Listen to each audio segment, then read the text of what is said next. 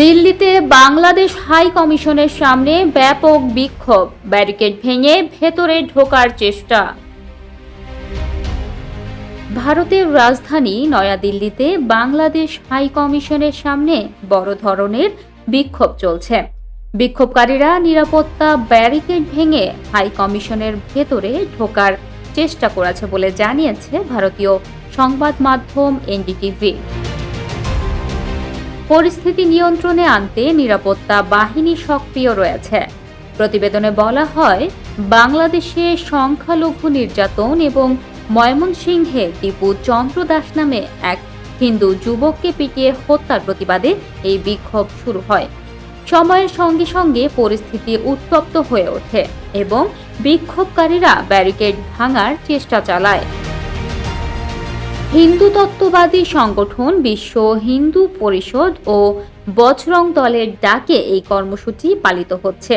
এ কারণে বাংলাদেশে হাই কমিশনের সামনে 3 স্তরের নিরাপত্তা বলয় গড়ে তোলা হয়েছে।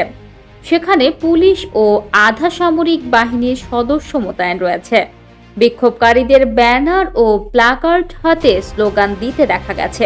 এর আগে গত 20 ডিসেম্বর রাতে বাংলাদেশ হাই কমিশনের গেটের সামনে একটি বিক্ষোভের ঘটনা ঘটে।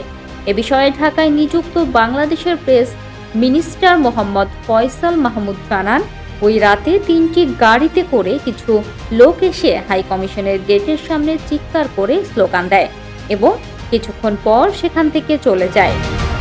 এ ঘটনার পর ভারত সরকার জানায়, বাংলাদেশি গণমাধ্যমে প্রকাশিত খবর বিভ্রান্তিকর।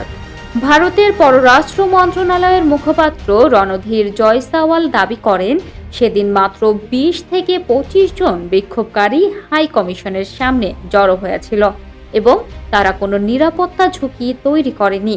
তবে ভারতের এই বক্তব্য প্রত্যাখ্যান করেছে বাংলাদেশ। ঢাকার পক্ষ থেকে কূটনৈতিকভাবে সুরক্ষিত এলাকায় কিভাবে বিক্ষোভকারীরা প্রবেশ করলো তা নিয়ে গুরুতর নিরাপত্তা ঘাটতির প্রশ্ন তোলা হয়েছে।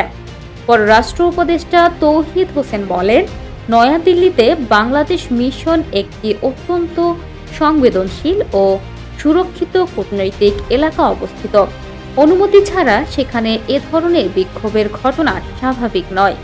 তিনি প্রশ্ন তোলেন, কিভাবে উগ্র সংগঠনের সদস্যদের একটি দল সেখানে প্রবেশ করতে সক্ষম হলো।